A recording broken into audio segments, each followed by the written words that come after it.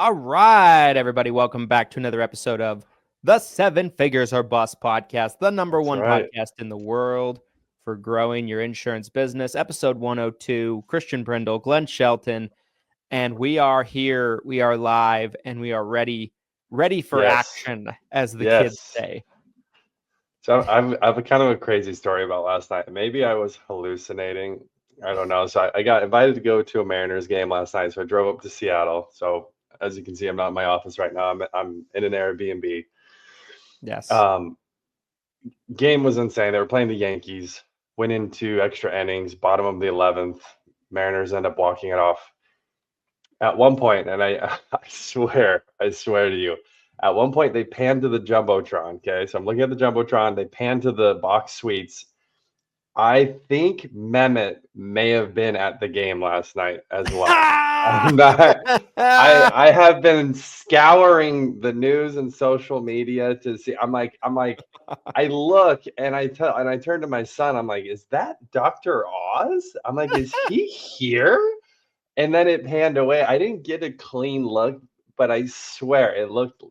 I mean, the Yankees were there, so there were supposedly a few like celeb. I think Kirk Cousins was there last night, so like it was a big game. And I also saw something that said Dr. Oz is a Mariners fan apparently. So I don't know. There's a chance I was with Dr. Oz last night. I'm trying to confirm this information. So stay tuned. Stay tuned. The reality is, 2 rows up, he was there. He was there, 2 rows up. He was looking back every now and then to make sure you weren't getting too close. He's like, CMS is following me, you guys. I am being followed. Even if I go anywhere, either Mehmet or one of his agents is just stalking me at this point in time. So that's what he's there to happens. make sure that he's keeping an eye on you, That's he's right. keeping an eye on you. That's right. That's absolutely hilarious. We were talking a Yeah. little bit off camera. I think it's inappropriate if we don't at least mention OKC Denver game Yeah. last night. So Jokic is a remarkable. He is so good. Yes. He looks like the doughboy. He's got the dad bod, and he's unstoppable. But it's a team game, and his team didn't show up last night. OKC's got such a good team. Great Let me. series, though. I think it's been. It has been. It has. Let me ask you something. So, what do you think so far has been the hardest home court to play on? So, well, including the fans, the atmosphere, what do you think has been the hardest home court where you're like, wow, that would be tough. Like even the Man, best team's going to come in here and feel this home court. it's hard to say, because hard to tell on TV. But I hear like commentators talk about this sometimes because they actually go to the Yeah, games, and yeah, so they experience the crowd and the atmosphere. I've always heard that Oklahoma City has like a crazy intense crowd, lots of energy. Um, yeah. I would imagine when the Knicks are playing good and they're playing great right now, Madison Square Garden's something Crazy. different. Yeah, yeah. Um, So, those are the two I've heard about a lot of, but it's hard to say. I would hope that every team's home crowd is really fired up this deep into the playoffs. But I guess I there's some would think crowds like so. the Lakers, for example. The Lakers crowd seems to Like, never get too excited about anything. yeah. They're they're just like, we're here at the Laker game. Would like some sugar cubes in my tea. I don't know why they're British, in Los Angeles all of a sudden.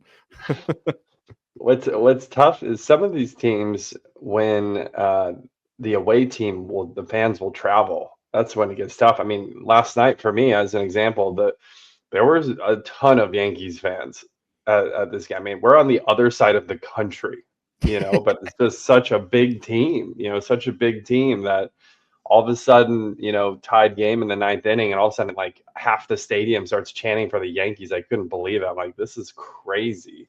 There's some teams like the Yankees, the Lakers, Yeah, that there's fans of theirs everywhere. Like I remember I've gone to a lot of Laker Jazz games in Utah in my life.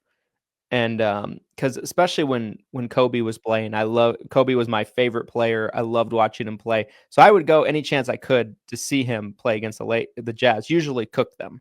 How many And times you got to see Kobe? I never got to see him in person live play. at least 5 or 6 times. Oh, wow. Even That's went amazing, dude. against them. I went to a playoff game one time when I was in high school Wow. against them. And he came in and he had like 38. Like they were all over him. Like they could not do anything with him. He's just cooking them. And but I say that to say, like, when I would go to those games, I would see more, Laker probably maybe not jerseys. more, but probably almost as many Yeah, gold and purple 24 sure. jerseys as I would the Jazz jerseys in the arena. Yeah, yeah. Um, but the hatred for Kobe at those games, like the Jazz fans hated him. So like every time he touched the ball, they'd boo, Yeah. like that kind of thing. And you could just tell he'd feed off of it. He would thrive off of it. Like he would want to step on the Jazz's throat Oh, sure. because of it. And For sure. yeah, it was a pleasure to see. But yeah, no, I definitely see that. Like the Lakers are like that too. Like every arena they go to, there's a lot of their fans. Yeah, the reason I mentioned I saw the highlights for that OKC game, and Pat Perkins, he was acting like OKC has the craziest home crowd. Looked like they were all standing for like at least the entire fourth quarter from the highlights I saw. So, maybe kind of a little bit of a smaller stadium too compared to some of Yeah. these other the bigger the stadium, I think the harder it is for noise to carry. I think it's a little smaller stadium, maybe the noise carries a little easier, so it feels louder when you're, probably on the court. But I wish NBA was like this year round. It sucks that this is such a small portion of what we get as NBA fans. I know. Oh, I know. by the way, did you want to mention really fast the NBA lottery here? Your thoughts and feelings on Oh yeah, I'd love to. I'd love to. yeah. So, the Mavericks have a 1.8% chance of getting the number 1 pick. It's virtually impossible, right? Like when you really break down the numbers, like there's teams that have like a 15% chance, 20% chance. And I guess they have this new lottery system, but and the Mavericks pull it out. And if there's ever a team like, okay, not only did they trade Luka in the fashion that they didn't shop him, the media tour of them trying to explain themselves since then has made it that much worse. Like Nico Harrison came out and Destroyed gave them. that interview, and he Yeah. basically said he didn't understand how important Luka was to the fan base. I'm like, what? Oh Like, my how gosh. could you, like, just dig in the deeper hole? And then, so if there's ever a front office that doesn't deserve to be rewarded for their Yeah, incompetence, it's them. I would say 100%. they missed the playoffs. This is a team that was in the finals last year. They missed the playoffs this year. Like Yep. they're like we don't trust Luka's durability, and AD gets hurt the first game.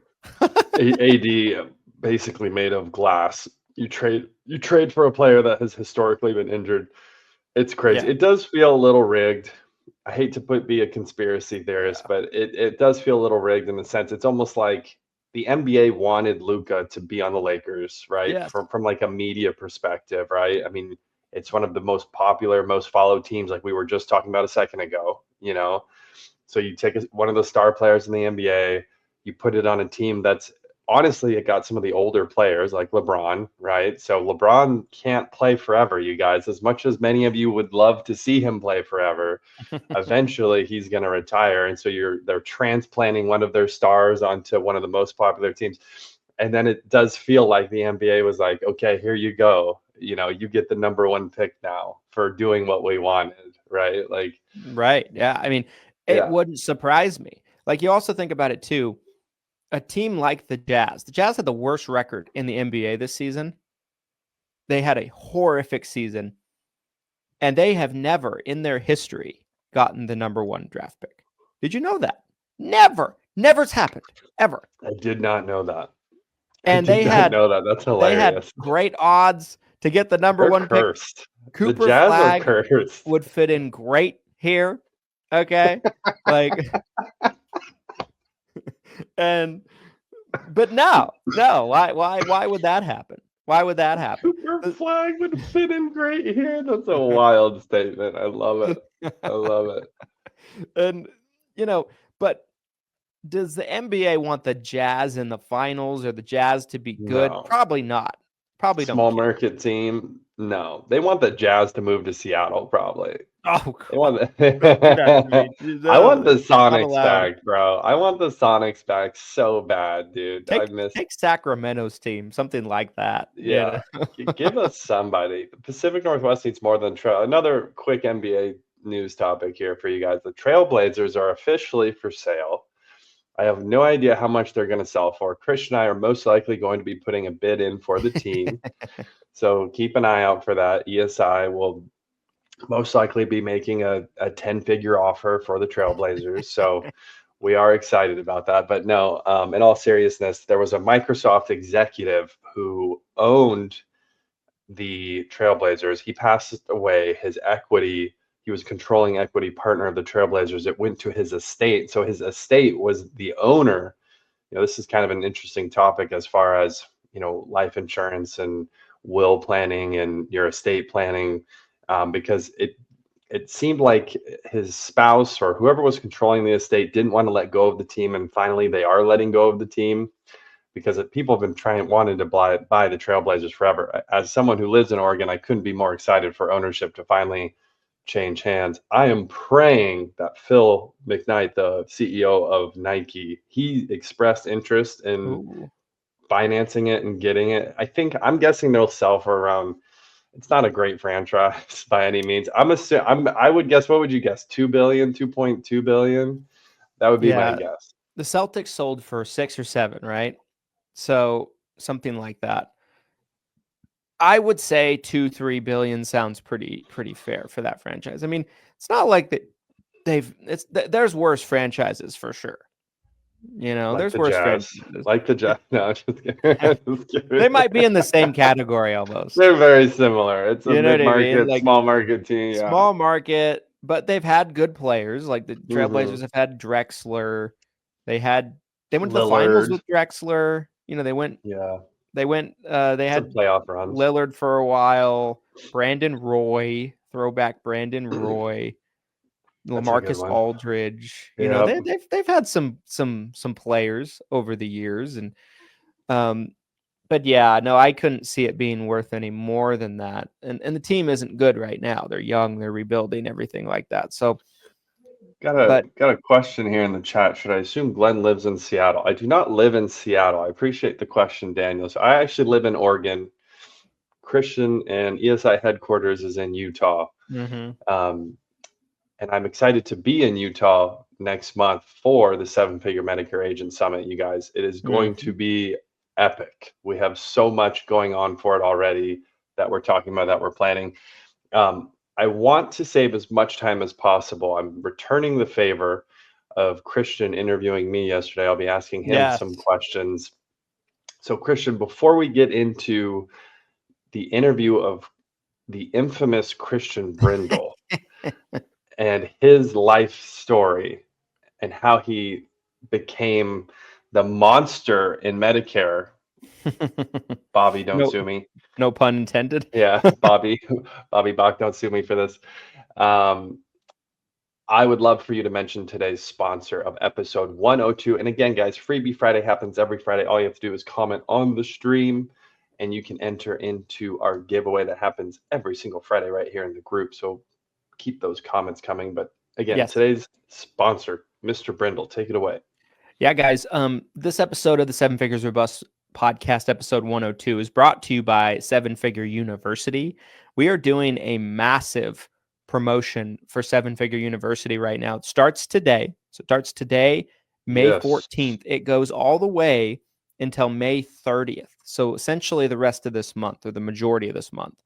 And Seven Figure University is our online training platform we use to train our agents. It's A to Z how to build an agency, goes over sales, scripting, presentations, overcoming objections, marketing, running ads, running your own seminars, branding your business, business structure, hiring, culture, content creation, anything that you possibly could need in your business, Seven Figure University provides. Typically, it's $5,000 one time for lifetime access to it. We don't offer a month-to-month subscription anymore, but it's over 85% off during this promotion. So it's going to be $695.95, which is such a steal. It is every bit, if not better, as good as any course I see going for 10 grand or more. And there's a lot of those right now. So you can basically get a course that's worth 10, 15, 20 grand. We've never charged those prices for it, even though we could, because we wanted it to be affordable for agents. But I would put our trainings and our courses up against anybody's, and you can get it for life, $700. It's always updating, always getting new content added to it. You get access to weekly trainings. I mean, there's no value like this in this space. So make sure to get in on Seven Figure University while you can. Love it. Love it, love, love it. A lot more to come on that as we continue through the rest of this month of May. What a great time for this too, you guys. If you're in the off season right now and you're looking to try to level up your business, level up your agency, and you're not sure, maybe you're a little confused on what's the best move. There's so many different obstacles and hurdles as a producer, as an agent, as an agency owner that you can encounter. Having access to this type of library of knowledge that's continuing to grow is really priceless, in my opinion. So definitely stay tuned. We'll talk a lot more about the university as this month continues. The link is in the comments on the stream, sevenfigureu.com. Check it out now. So, kind of thinking about where's the best place to start. And, yesterday I kind of started in college. My formative years, making me feel old as I was kind of recounting that story. But I wanted to kind of start with, you graduate high school, you enroll in college. Originally, and of course, I didn't have really any connection to the industry. Obviously, we've talked, and most people might already know, like, your father was in the industry, so you kind of have a different angle, a different vantage point, different view on this. But what was your first thought when you were leaving high school? What did you want to do? Like, what was your direction at that point when you graduated high school?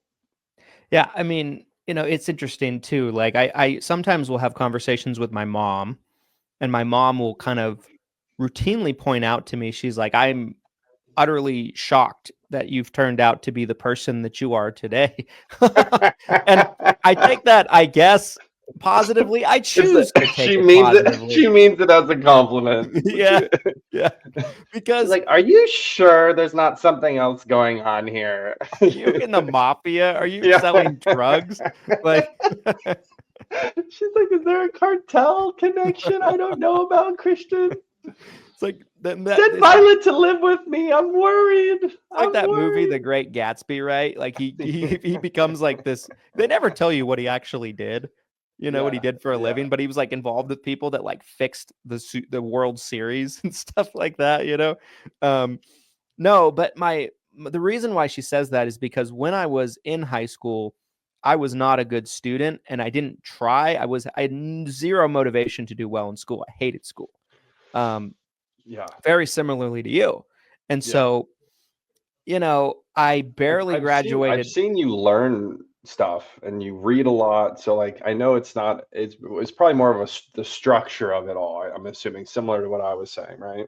Yeah. The structure of it all, it was boring to me. What I was being taught, I remember I was kind of a rebel. I always had this continuous feeling and thought, like if I'm sitting in a, let's say, geometry class, for example, I'd be sitting there and I'd be like, why do I need to know this? Yeah. Why do I need to know this? And I could never get over that.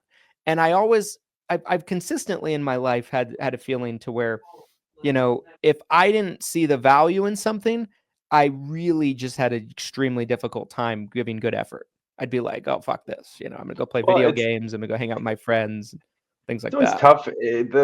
I always struggled too with that feeling of like, I have this TI-86 calculator. I've got like this computer grade calculator that can do all of this, but you want me to manually do it on paper? Like, why? Like, you're going to tell me 10, 15, 20 years from now, I'm going to need to do this on paper when I have all this technology. Like, I always struggled with that too, but yeah. So continue. So Yeah, struggling in high school, you graduate. Where are we going from here? barely graduated. Just by the skin of my teeth. And so anyway, so I graduate, and I remember feeling like at that point in time, that first summer that I graduated, I kind of did nothing but goof around.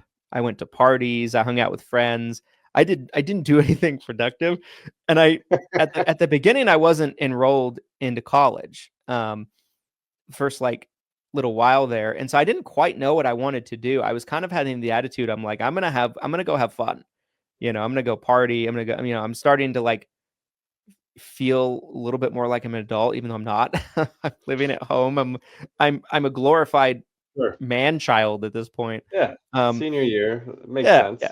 Yeah. So I dabbled is what I would say. I dabbled in a bunch of different things. So when I was in high school, I had this delusion I was going to start a band and I was going to be a rock star. I thought that was the path. I really did. And so I was like, that might have factored in too. I was like, I'm too You cool made for it, buddy. school. I'm too cool for school. You can tell your previous self, you made it. You are the rock star you wanted to be, okay? And Your so instrument is MedSup and Medicare Advantage. Honey puppy, yeah. then when I kind of figured that out, that probably wasn't going to happen for me, I for a little while was like, okay, I'm going to be a comedian and an actor. I had like this little phase. I was going to do that for like a year, maybe not even a year. It might have not even lasted that long. I went to a This couple is open great. mics to do stand up. Tell Yeah. me Oh yeah. is there video of this? Thankfully not. Oh, I did you even bomb? so I went to two. The first one I got polite little chuckles. The second one I bombed. I got booed off stage. And so that was kind of traumatizing. I was like, ooh, I don't like this. And there's a really big theater out here called Hale Center Theater. They, my wife and I go to plays all the time. Yeah. Very fancy, very bougie. Well, I was invited to some auditions for them because I was trying to see if I could get in and start doing plays. And I wanted to like, I don't know. I felt like I had the personality to be a performer. So I tried that for a little while.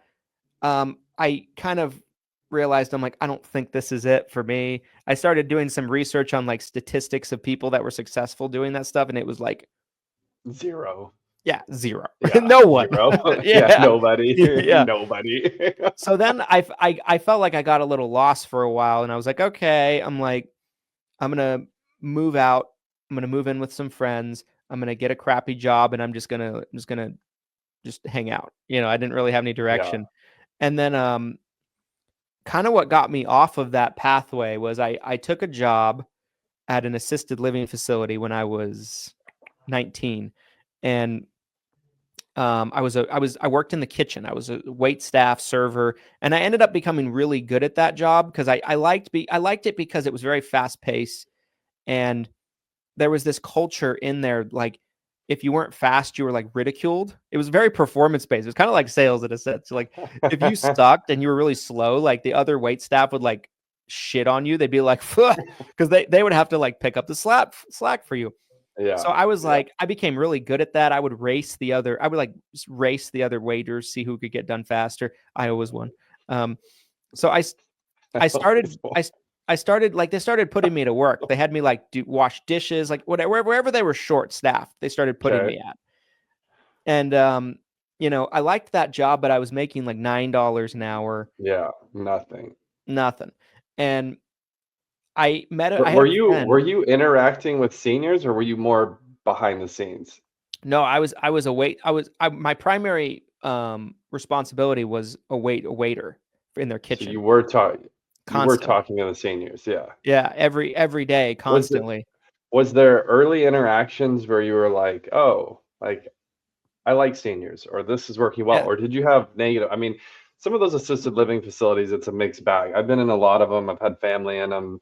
Sometimes they're really nice where I'm almost like, "Man, I could live here." And then there's other ones where I'm like, "Oh my gosh, like, this is not great. The people here are mean," like, so what was that like? What was your early senior interaction like? Yeah, so Senior this interactions? this place had two sides of the building. It had an independent living side and an assisted living side. All the people that were really having a hard time with health problems, memory problems, all of that, they went to live on the assisted living side. So the assisted living side was very dark, very depressing. Like you saw a lot of sad Yeah, cases with people. The independent living side, like they're just like people, regular people, right? Like they yeah, could, take care of themselves, do their own thing. They didn't need that much help necessarily. right. Um, and so I remember going in and feeling like a little awkward, at the beginning, talking to seniors and like dealing with them. And then, but the longer I was there, I got more and more comfortable talking to them. And then at one point, I just realized I'm like, they're just people. They're just people. They And, are.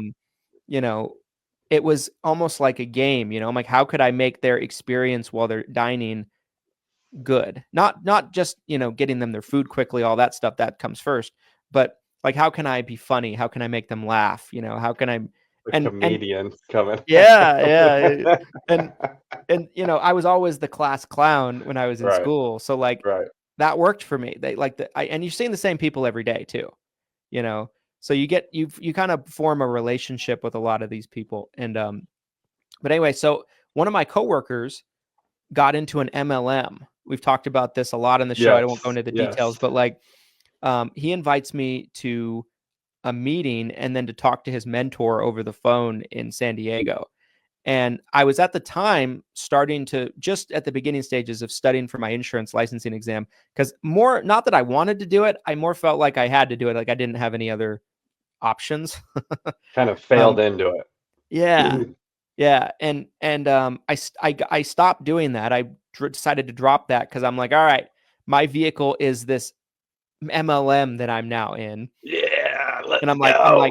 I'm like, why would I settle for insurance when I can do the Is MLM? this is this the one where the guy was like, "You want a job? I don't have a job," or Yeah, whatever? yeah, What yeah, was the yeah, yeah. line? Yeah. Yeah, the What was the line line? was What and was he the said it over line? and over and over again. He'd Yeah. be like, "The truth is, right now I'm making about $3,000 a month residually." I still remember the tone and everything. Residually. Residually, and like all the rest of the team members that are in the meeting, they're coached, they're trained. Every line, there's a cue where you're supposed to go, "Oh!" you know, and so it's a big Yeah. hype fest, right? Yeah, So he's got like a posse. yeah, Like that's yeah, yeah, yeah. great. So That's crazy. so he's like, right now I'm making about $3,000 a month residually.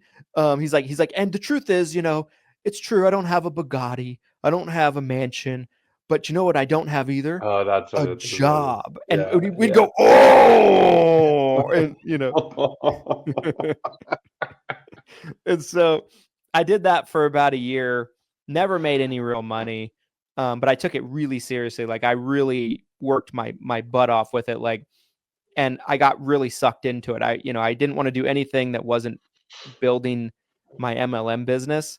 It got so bad where I ran through every person I've ever known, Yeah, burned a ton of bridges. yeah. Um, I was going out to like random like nightclubs and like night coffee shops to meet people, to find like more prospects. That's what I was doing.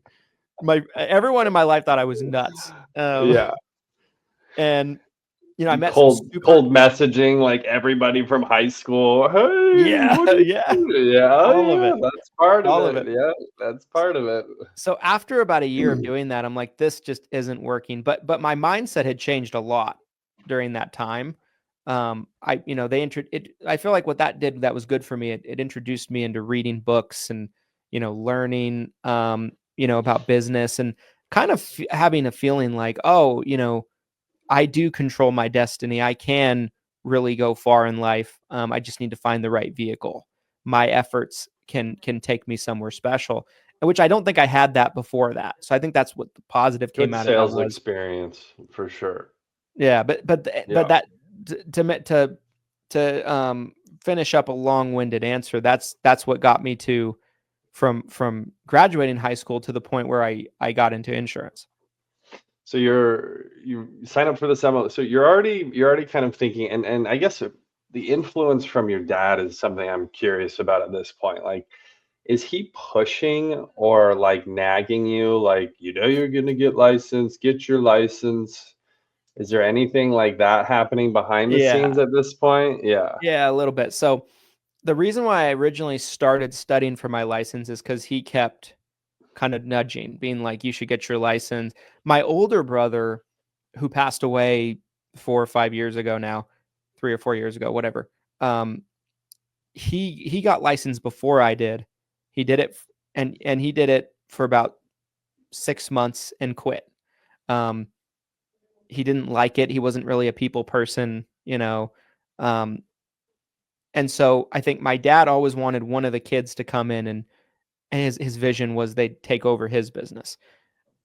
The way he went about doing that was super weird and Right. unorthodox, which I'm sure we'll Right. get into. But so I think he wanted me to get my license. He was kind of nudging a little bit. He would make fun of the MLM I was in all the time.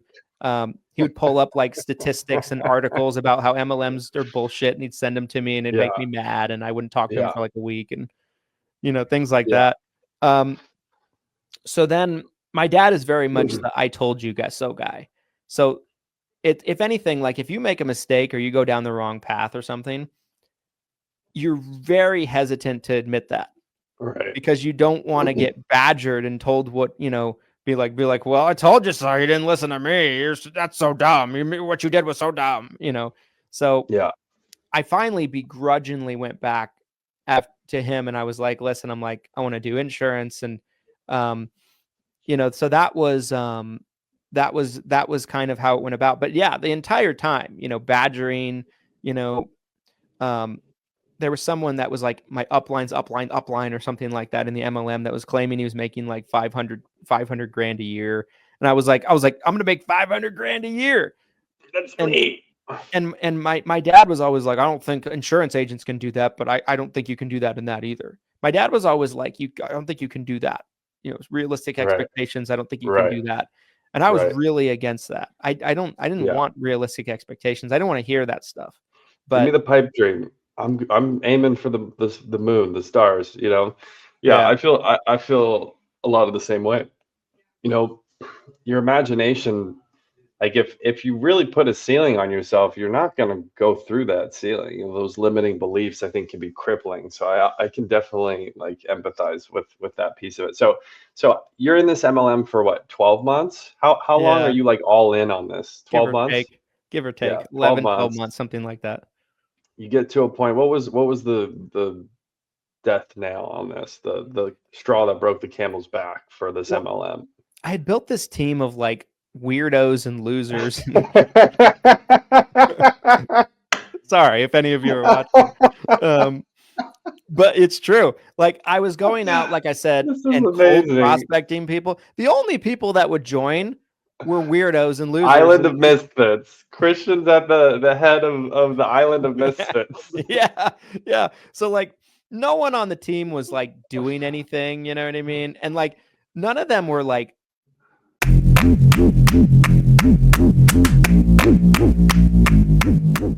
This episode of the Seven Figures or Bust podcast is brought to you by the Seven Figure University. SevenFigureUniversity.com is a culmination of Christian Brindle's and mine's educational videos that we have developed over the past 2 decades of combined experience in the senior insurance space. There's more than 250 videos, hundreds of hours of content that can help you become a top producer or a top producing agency in the senior insurance space. We're talking about videos of how to work with specific carriers, how to do different types of marketing, such as seminars or Facebook advertising, how to generate content in the niche to help grow your business, how to grow an agency, all sorts of things. There's so much value in this. It's unbelievable. Christian, what do agents need to know about Seven Figure University? Seven Figure University can best be thought of as an agency blueprint in a box that's put together for you that brings you step by step in every facet of building a successful seven-figure insurance agency and lays it out all in front of you so you can follow along.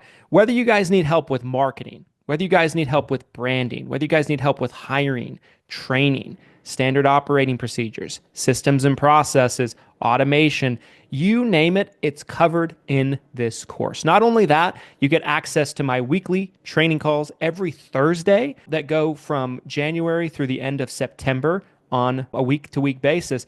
And you can attend those live and ask questions live. And then, of course, the recordings are put into the university afterward if you can't attend it and make the live training. So there's just so much value. It's the gift that keeps on giving, and it's a great investment into your business to kind of keep you up to date on what's going on, but also kind of point you in the right direction in various things that you're struggling with. Some of the best training you'll be able to find, you guys, in one spot for one price. Go to sevenfigureuniversity.com and learn more. Let's get back to the show.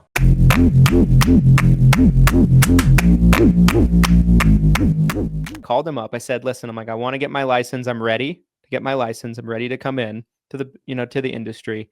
I'm like, I have a friend who I met in the MLM. We got really close, and he wants to do it too.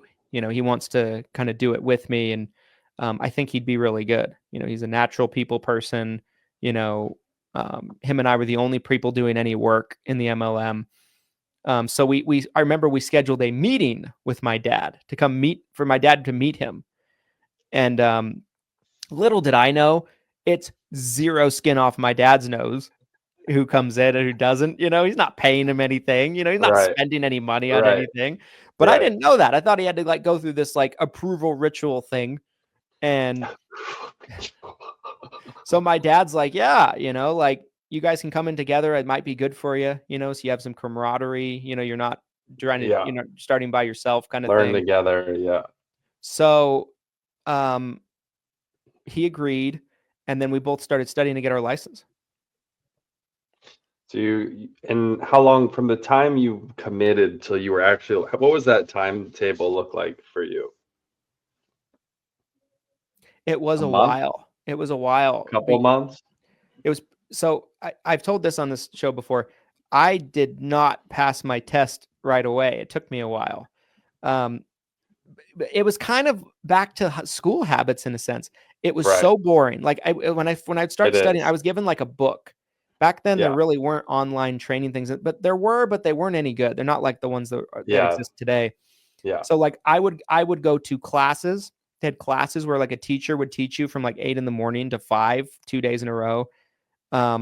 You're reading a book. Those are my two things to study. And both of those were so excruciatingly, mind-numbingly boring. And it just brought me back to when I was in school, and I hated it. I was like, oh my God. So the first couple of times I took it, admittedly, I didn't study super hard. I would kind of skim the material. And then I was like, I can probably just bullshit my way through this. I only need a 70. And I couldn't. I failed it twice. I need a 70, baby. So then I decided to break it up and do health only, take life out. I'm like, okay, less material. That's right. Yeah. Failed again and then it wasn't until I believe my 5th time that I actually passed it. Were these close though? Were you close, a couple questions off from passing? I'm assuming that's usually how it is. I was in the 60s every time. Yeah.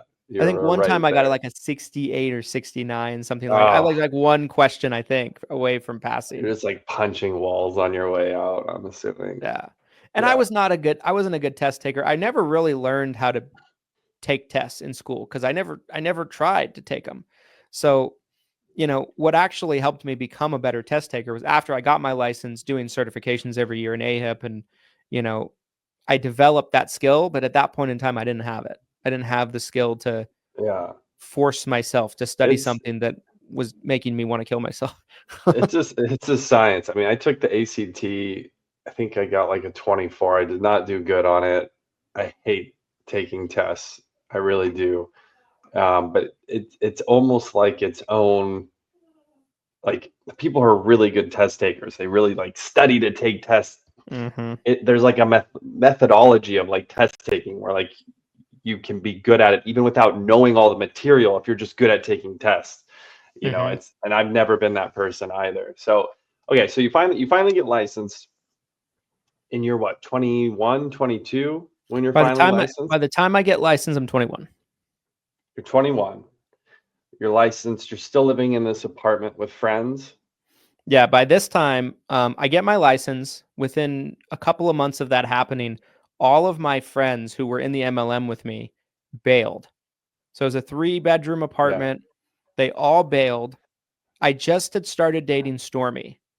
Yeah. And I'm still working my job, but my hours have gone down to 20 hours a week so I could work in insurance. And I cannot pay for this apartment by myself. So you've been working at the assisted living this whole time too, in the background, even during the MLM, you're still working at the assisted. Okay. Yep. So I was doing probably 40 hours in the MLM a week and 40 hours at the assisted living a week. I was working all the time. And so Stormy steps in. We'd been dating only 2 or 3 months at this point. She moves in with me. She was working at a call center. She was making better money than me at the time. She was not much. She was making like 15, 16 an hour. Right. But she stepped up and helped pay all the rent and all the bills till we got through the mortgage. Sugar mama. Yeah. Sugar mama. Yeah, for real. Okay. So what was walk us through like the first 90 days of you get licensed. What's going on the first 90 days on the insurance side of this? So I'll fast forward till we're like, we get the actual license and we're in the office. So yes. Yeah. We come in, and my dad, I felt like, did like 1 day of basic Medicare 101 training, and day 2, from my recollection, he gives us an old call list, like from 6 years ago. We're given a script to try to, sell a smaller policy, like a hospital indemnity, GTL kind of thing. And he hands us the script, hands us the list, says, have fun. And we're like, wait, we're like, what? We're like, you're not even going to like demonstrate or like give us an example? Like we're both like, we never made a call. You're with your MLM friend that came with we're at both the time? there. We're both there. At the time. Okay. We're both brand new.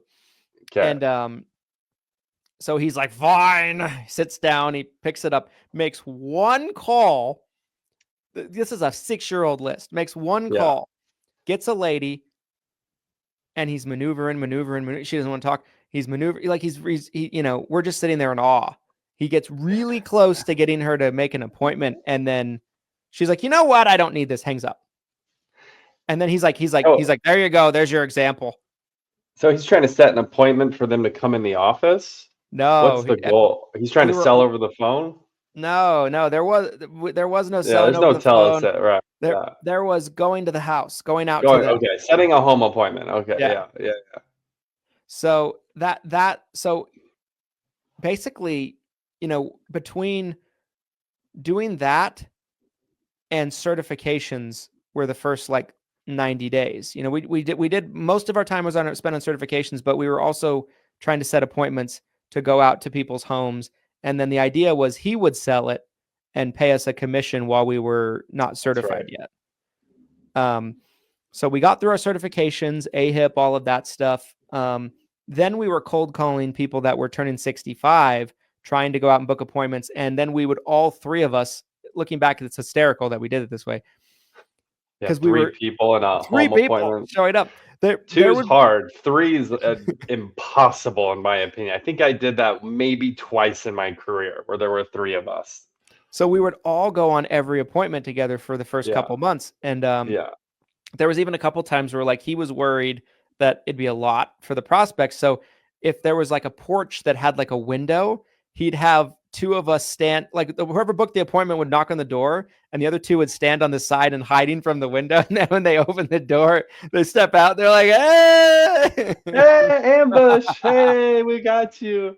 Yeah. So when did you make your first sale? So like you're like truly independent sale where you were by yourself. How long did that take? So my first probably 7 or 8 apps, I made the appointment and he would go and he would close them. Okay. At that point, it was about August or so. And he says to me, because I started in June So this was probably 2 months. He says to me, okay, enough. You're going on your own now. I'm done. I'm like, okay. So I go on a couple of appointments there by myself. The first couple without him, my friend came with me because we were still nervous to go alone. Yeah. So like emotional support. They were train wrecks. They were so bad. I botched a couple really easy deals. Yeah. Classic. I've talked about that one where the lady called back in and said God wanted her to enroll with me. That was around this time. And how you botched that one is beyond me. I don't know. That is unbelievable. That is a brick. That is a layup, just bricking into the bottom of the rim. I still remember their names. Like I think about it sometimes. I'm like, I should call them back. Call it right now. Another swing. But my first sale, I want to say it was a lady that was turning 65. It was in August, and it was an equitable plan F. And we talked about this a little bit yesterday, but like, I really feel like she needed to make a decision. She was turning 65, and she was just kind of taking pity on me. I think she knew that I was pretty green. Yeah. We still have her, by the way. I checked the other day. Let's go. And first client, but it was an equitable life and casualty plan F. Today, that company is called SILAC. For those of you that are interested in knowing that information, they don't even do MedSups anymore. And then I remember I made the sale. It was paper app. I come back to the office. It's like 25 minutes away. And I bring it into my dad to look it over before I fax it in to make sure I didn't screw anything up. And of course I did. I didn't get a voided check. Oh, wow. Huge rookie move. So I'm calling her, like blowing her up. I'm like, Argh! So I can't get her on the phone. I drive back and camp out in front of her house. She's like gone at the store or something. She comes back, sees me there. And I'm like, hey, I just realized I forgot something. And she was very nice, very patient. She gives me the voided check. I come back. Wow. And the rest is history with that one. There you go. First one in the books. So, yeah, I mean, it's interesting because on the life side, there's so much less red tape. So you can really start swimming a lot quicker. So I feel like, I'm sure there was a huge learning curve coming into this. So from the time you make that first sale until you start to feel like you have your sea legs a bit, and you feel like you're starting to figure it out, what does that look like over the next, however many months? Yeah, I mean, so that happened in August of 2014. And so I made a couple more sales from then until October 1st. T65 people, things like that. I'm starting to get more and more confidence every time. But then AEP comes. At this point, I probably have a total of like 15 sales under my belt, including the ones that my dad helped me on. Yeah. And AEP comes way busier. Like we were calling old direct mail leads. I was calling, I'm not going to say everybody I was calling, but just a lot more people to work with, right? Instead of just T65 people. So then it gets a lot faster pace. I start going on more appointments, and it's almost like I was able to supercharge my learning progress significantly. And so my first AEP, I end with about 51, 52 apps. Wow. Something like that. So I'd probably made 5 to 7 sales on my own before AEP, and then came into that AEP and sold about 51, 52. So that was a huge confidence boost for me. And I felt like I was able to get a lot more experience under my belt to where going into the new year in 2015, I felt like I knew what I was doing to an extent. Yeah.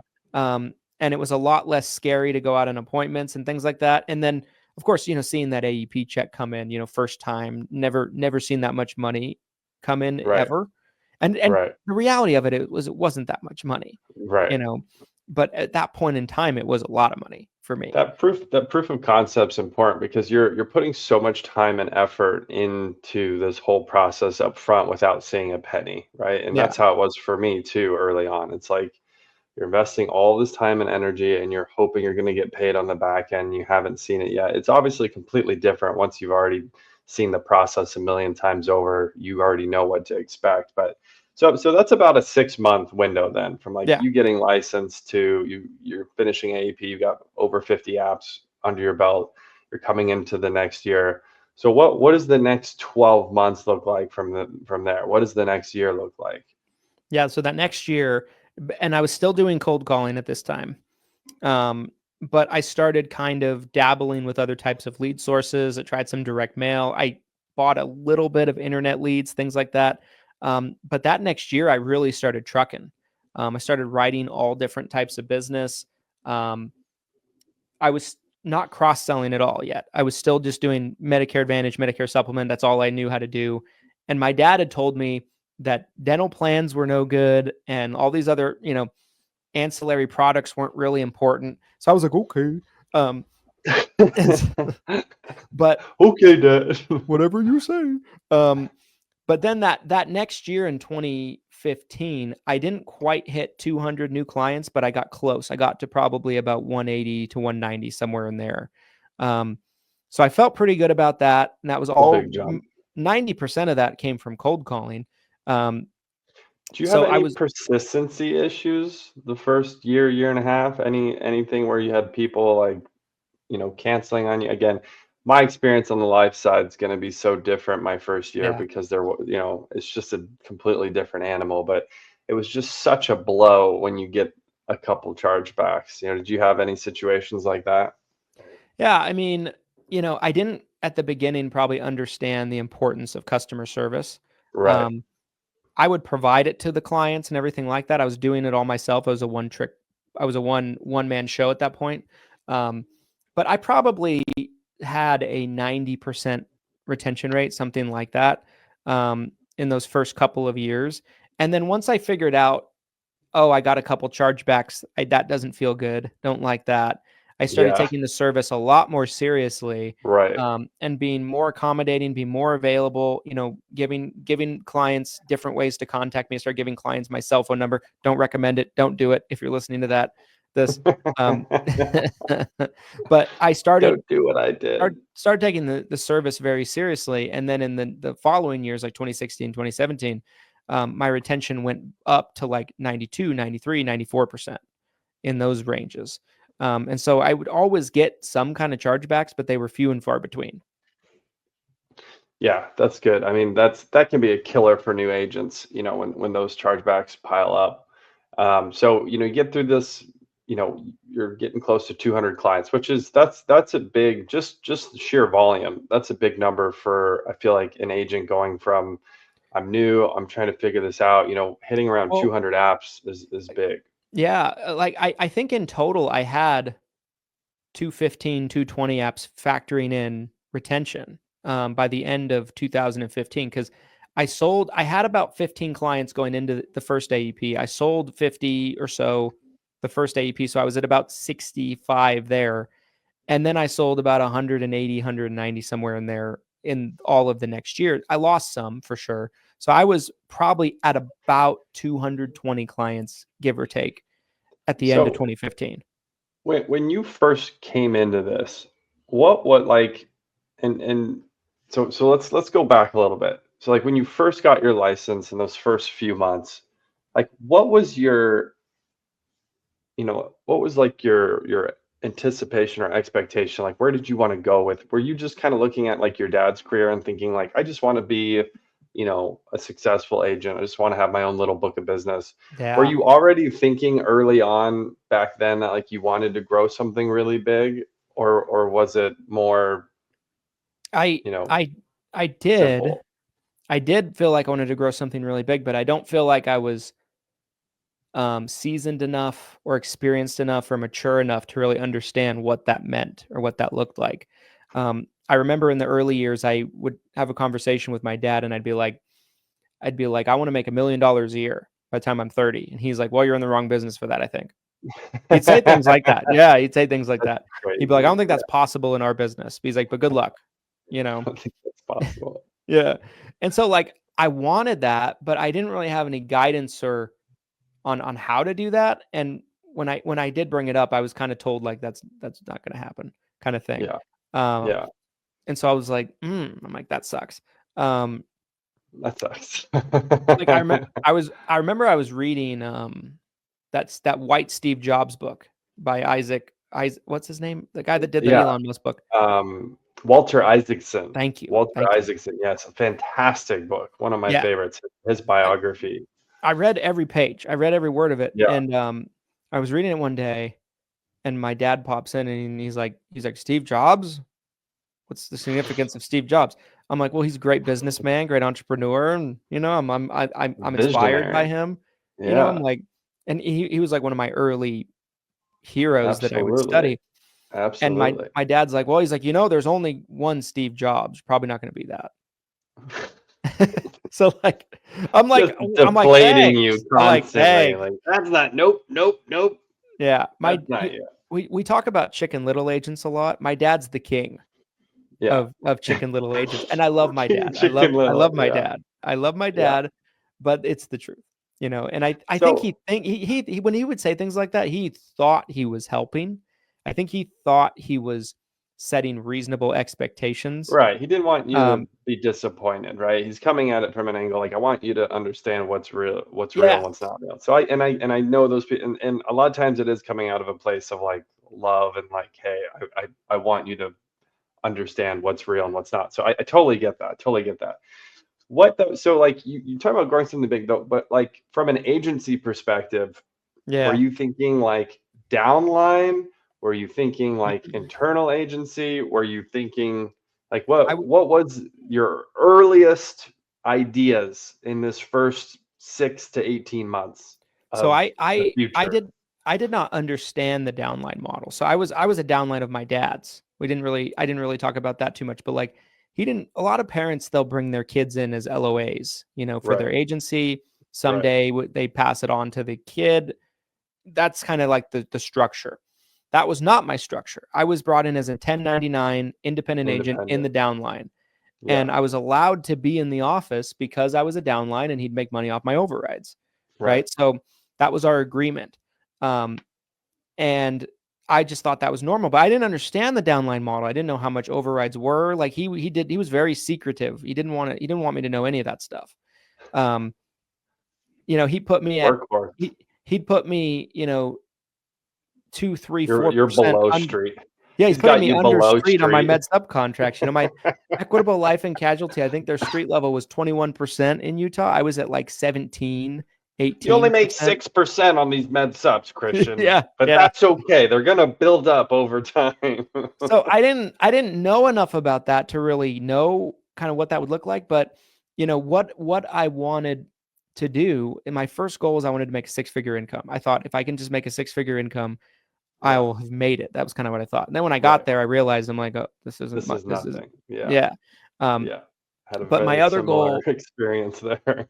My other goal was I wanted to personally get to 1,000 clients in my book. And I had the long-term goal of I wanted to make $1 million a year by the time I was 30, but I didn't know how I was going to do that. At the time, I wasn't really doing the math of it. I just was like, write more business, write more policies, keep writing. Everything else will take care of itself. So that was like how I was tunnel visioned in the early years. So you knew you wanted it to be big, but you didn't really have like the blueprint or the roadmap necessarily. Mm-hmm. So at what point after, and you've talked a lot historically about putting your head down and writing business these first really 3 to 5 years, I would say, it's kind of a rinse and repeat situation. So at what point on this journey were you like, I want to help other agents, or I want to recruit agents, I want my own downline? When did that finally click for you? So I would say I didn't do anything but write business for the first probably 5 years. 5 years, yeah. And I was winning carrier awards. I was writing a lot of Medicare Advantage, started 60% Medicare Advantage, and it slowly turned into like 70%, 80%. So I was never personally writing enough med sups to win trips or anything like that. You have to write like only med sup, especially as an individual producer. Right. But I was winning all kinds of awards for Medicare Advantage. I was top producers in this. I was, in the top producer, in the state, top 5, top 10, for all different types of carriers. So I was really accomplished as a producer. It wasn't until about 2019. 2018, I start trying to learn how to, do different types of marketing, different types of advertising. I'm buying leads at this point. I stopped cold calling, but I'm like, okay, there's got to be easier ways to do this. I start dabbling with Facebook ads. I start the Everything Medicare podcast in 2018. And so I'm just trying to find new ways to put myself out there and to get business in an easier way. It wasn't until about 2019, my friend who came into the business with me, we were together and did everything together and worked together every day for probably about the first year. And then something happened in the office where he was asked to leave. Then a couple of years went by. He kind of just stopped doing it. He got a job for a little while. Then he was invited back into the office. That was that situation was repaired. But he after the first year, he never really took it very seriously, as much as me. Yeah. And so our career paths kind of started like this, and then I went one way, and he kind of went another way. But so he was kind of around, but not really around by this point. 2019, he finds Medicare Facebook groups, and he's like, hey, you got to join these Medicare Facebook groups. There's all these agents talking about and for us, we're in our own little bubbles. We were taught that agents are the enemy. Right. All agents are old white guys, which they were, the ones we were around. And, there's no one like us. There's no young guys like us. We are anomalies. We're these young guys hungry in an old person space. Yes. And 100%. So I find the Facebook groups through that method, and I start getting plugged in, and I'm like, wow. I'm like, this is a whole new world that I didn't even really know existed. I kind of thought that every agent was doing what I was doing, production-wise, everything like that. And it became very apparent to me that the vast majority of agents were light years behind me in terms of my skills, my sales skills. Yep. Even at that point, my marketing skills, my knowledge of the industry, I was here, and a lot of them were here. And so I started looking at this. I'm like, this is interesting. I'm like, I wonder if there's an opportunity for me to start helping these agents. So at first I started helping agents for free. I'd comment on posts, I'd answer questions. People started to get to know me from these groups, and people would start sliding in my DMs, asking me questions, wanting to get on the phone and pick my brain, and I'd do it for free. And eventually I started realizing, I'm spending a lot of time helping all you motherfuckers. I'm like, and I'm not getting my work done. Yeah. So I remember the first thing I did was kind of the end of 2019. I created a YouTube channel for agent trainings, which is now the Christian Brindle YouTube channel. And I created our first course ever in Teachable called the TRICARE the TRICARE VA and FEHB mini course. Because I learned that one niche that I got plugged into is I was writing TRICARE recipients on plans, and no one else, it seemed like, in the world understood that you could do this. I remember that. I remember early on when I first met you, that being a big part of people talking about you, people sharing that link, because TRICARE was such this monster that people just couldn't seem to figure out. And so it was this misinformation constantly. And it was like, you need to take Christian's course if you don't understand this. And I remember you would just freak out on people too. You'd be like, you would just lose it. You'd be like, if I have to do this again, I'm going to freak out.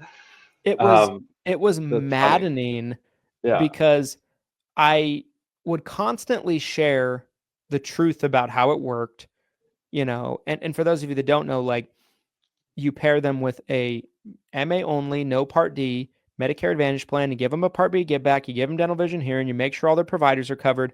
And ideally it works like clockwork. That MA's primary, TRICARE secondary, and they don't lose any benefits. They still have full coverage, but they have all these extra benefits that TRICARE is not giving them, like dental, vision, hearing. They're getting their Part B reduced. It's a good thing for a lot of these people, and it's so easy. It's so easy. You don't have to check drugs. You know, the most horrid thing about writing Medicare plans is prescription coverage.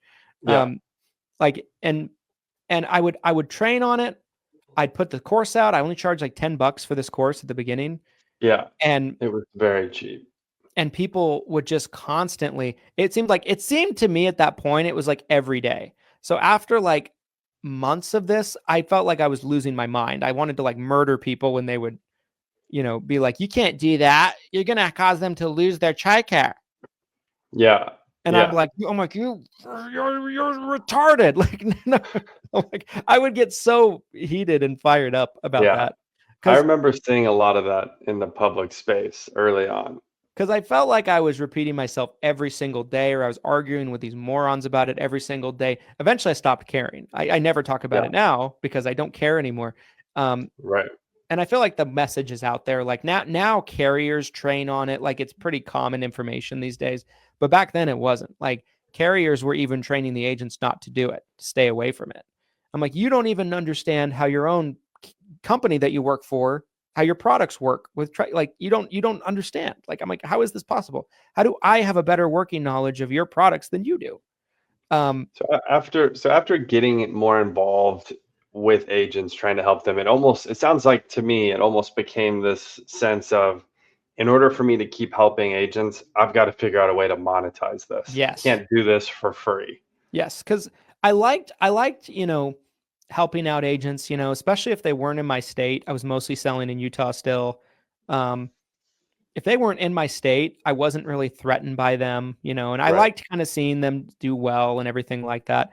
But it did become a big time suck. And I got to the point where I'm like, I'm not running a charity here. It's not my job to save you from obscurity.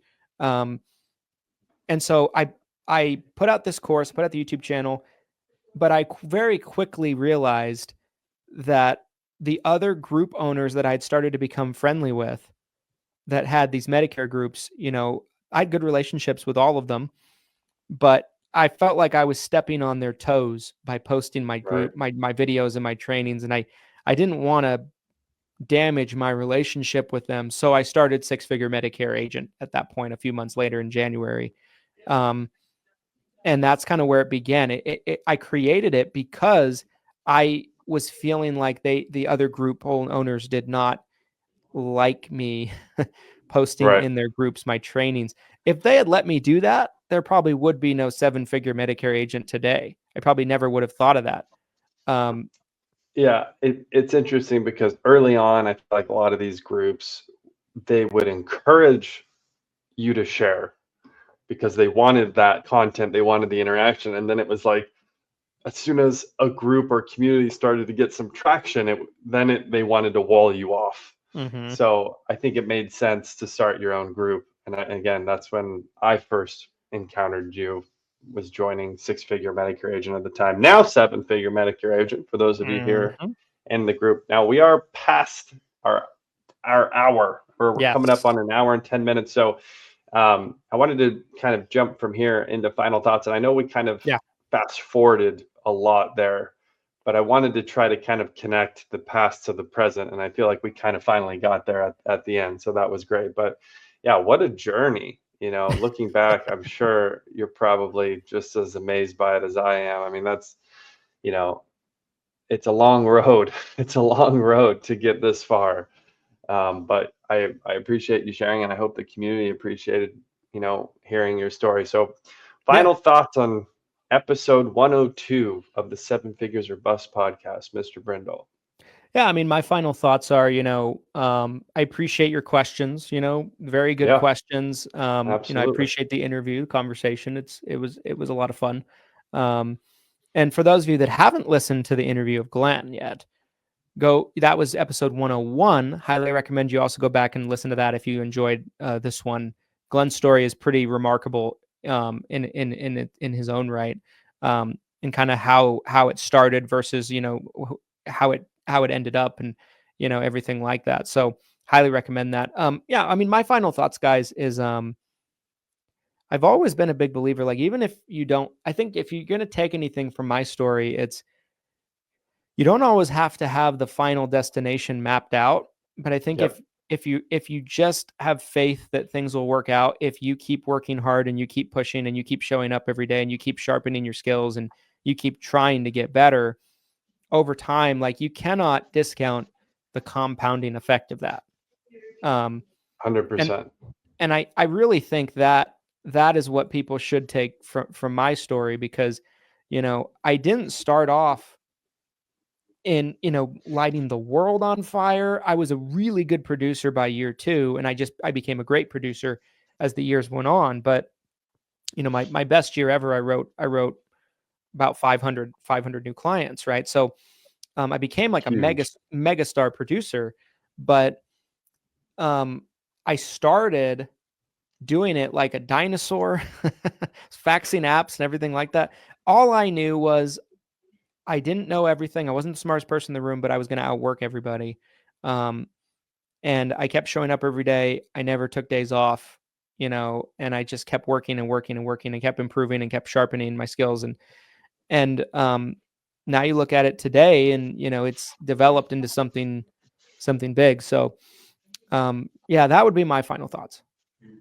Yeah, I love it. I think, listening to your story and talking to you about your journey and kind of comparing it to, some of my own journey we talked about yesterday, I do think that if you get too fixated on this end goal, you kind of will lose sight of what's going on right now. You really do have to kind of build it layer on layer, brick on brick, to really build your tower and to get up to the top, to get where you want to go.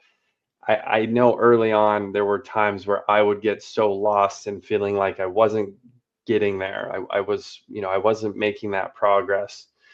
But, looking back now, those early years, the foundation, and I think a lot of Christian success, you guys, comes from because he put so much time, effort, and energy into becoming a successful agent before he tried to build something like what he's built today and what we're continuing to build today at ESI, Everything Senior Insurance, and here in the 7-figure community.